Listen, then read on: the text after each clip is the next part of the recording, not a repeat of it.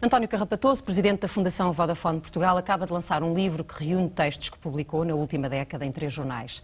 Reflexões sobre o país e as opções políticas de cada momento. É sobre as reflexões e as propostas de António Carrapatoso que falamos a seguir com o próprio, que é convidado à edição da noite. Olá, muito boa noite. Boa noite. O livro chama-se Desatar o Nó. Ainda é possível? Eu acho que é possível, acho que o país tem naturalmente futuro, temos uma longa história. A questão é saber como é que vamos ultrapassar este impasse. O impasse não vai ser definitivo. Agora, podemos ultrapassá-lo bem, com menos custos e com uma esperança maior para o futuro, ou não. O nó é grande, o nó tem a ver com o nosso endividamento, com o nosso financiamento, mas também tem a ver com a incapacidade de criarmos riqueza enquanto sociedade e emprego e com a insustentabilidade do nosso modelo social. Mas é um nó que vai para além disso, é um nó que julgo que cada português sente na sua própria garganta. A falta de esperança, a preocupação com o seu emprego, a preocupação com o seu futuro em termos de reformas, a preocupação pelas oportunidades que os filhos não vão ter, provavelmente. Portanto, é este nó todo que temos que desatar enquanto sociedade. Um dos seus artigos chama-se Crise Pedagógica. Esta está a ser ou nem por isso? Eu acho que está a ser bastante pedagógica e se calhar ainda não foi até ao fundo. Eu acho que os portugueses têm que se confrontar com a realidade. Realmente o modelo que temos vivido nos últimos anos não é sustentável. Nós não conseguimos continuar desta forma a produzir menos do que consumimos. Nós temos um déficit todos os anos de cerca de 6 a 10% anualmente de diferença entre o que produzimos e consumimos. E por isso temos que ir buscar financiamento externo. Ora, o nosso financiamento externo líquido já está em mais do que 100% da riqueza nacional criada num ano. E isto não é possível continuar. Aliás, os nossos credores têm feito sentido isso. Correm menos, procuram menos os nossos títulos da dívida pública, exigem mais juros e qualquer dia deixam de acreditar que nós vamos pagar esses empréstimos que contraímos. Num outro artigo, descreve os contribuintes portugueses como os novos explorados. Perante estas medidas de combate à austeridade, que passam sobretudo por reformas ou por soluções fiscais, já estamos a ser escravos ou ainda somos só explorados? Em parte já estamos a ser um pouco escravizados. E vemos o aumento de impostos mesmo para as classes que ganham menos rendimentos. Realmente o cidadão é primeiro desvalorizado, porque não tem uma educação forte, não se lhe dá formação, essas possibilidades de formação abrangente. Depois é desrespeitado, porque o Estado tem muitos desperdícios, porque não se ouve a opinião suficientemente do cidadão sobre a qualidade dos serviços públicos ou sobre outras situações. Depois realmente é explorado, porque cada vez paga mais impostos sem ter benefícios adicionais. E finalmente, mas isso é um ónus que o cidadão tem que assumir mais, o cidadão muitas vezes é desresponsabilizado. O Estado é demasiado paternalista e também não responsabiliza o cidadão. Eu acho que esta conjuntura, como diz, está a começar a fazer com que o cidadão se sinta mais responsabilizado. Ele vai ter que perceber que vai ter que tomar opções. E para mim há 3 modelos possíveis que o cidadão pode escolher. Ou continuamos num modelo cada vez mais estatizante, a crescer ainda mais o peso do Estado, como alguns partidos, eventualmente mais à esquerda do PS, defendem, ou permanecemos neste modelo imobilista dos últimos anos em que nada de fundamental se altera estruturalmente, há algumas reformas, mas não vão ao cerne da questão, ou então queremos mesmo mudar a forma como a sociedade está organizada e funciona.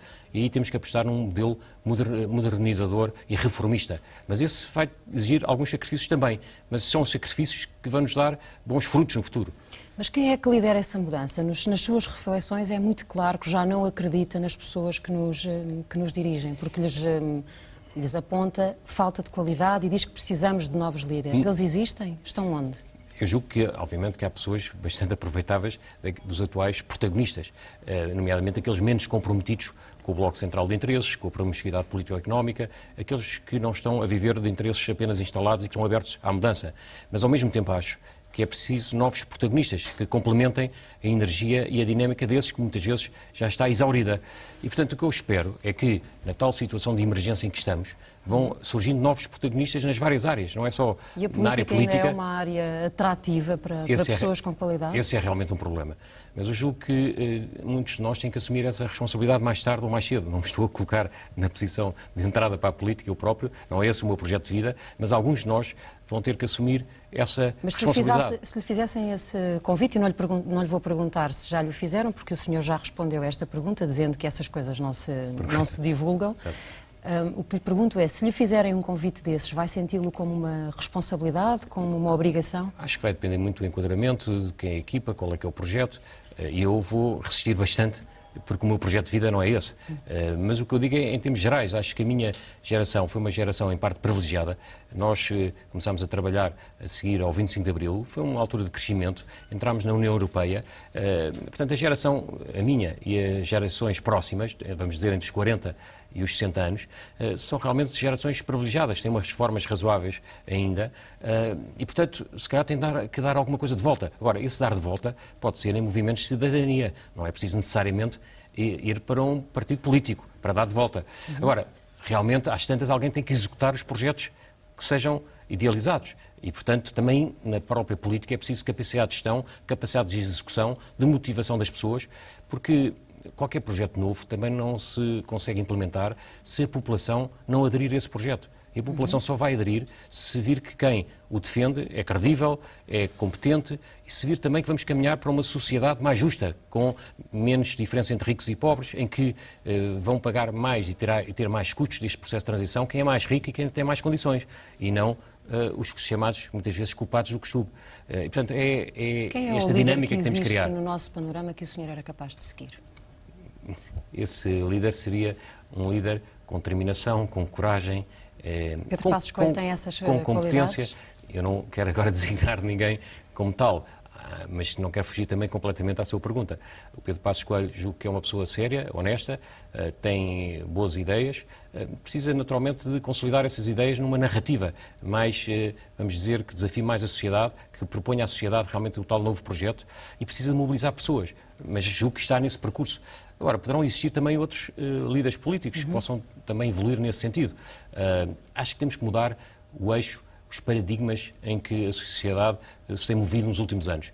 Temos que ter um novo paradigma que é o cidadão é que deve estar no centro das políticas públicas.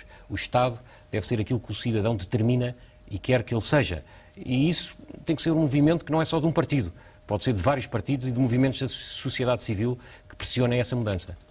O senhor foi um mentor de um movimento de análise, de reflexão sobre Portugal, que se chamou Compromisso Portugal. Ele esgotou-se no tempo, fez a sua função. Estamos a precisar de um outro fórum de análise? Eu julgo que estamos a precisar de vários, mas temos visto alguns movimentos da sociedade civil individuais. Há pessoas que têm publicado livros e com qualidade, não estou a falar do meu, mas também fundações. Temos visto vários movimentos interessantes da sociedade. Acho que é preciso surgirem ainda mais. Vamos ver, nomeadamente, por exemplo, se os partidos conseguem agora interpelar melhor a sociedade civil, os tais ditos Estados Gerais, ou como os queiramos chamar, vamos ver o que é que nos trazem. Era importante realmente que os partidos se abrissem mais à sociedade civil e não buscassem apenas os interesses na altura própria só das eleições, mas até antes de saber quando são as eleições, começarem a buscar contributos nessa sociedade, mas de uma forma genuína, interessada, para realmente melhorarem os seus programas do Governo. Dr. António Carrapatoso, muito obrigada por ter aceitado este convite da edição da noite. Desatar o Nó é um livro com reflexões e propostas para Portugal, de António Carrapatoso.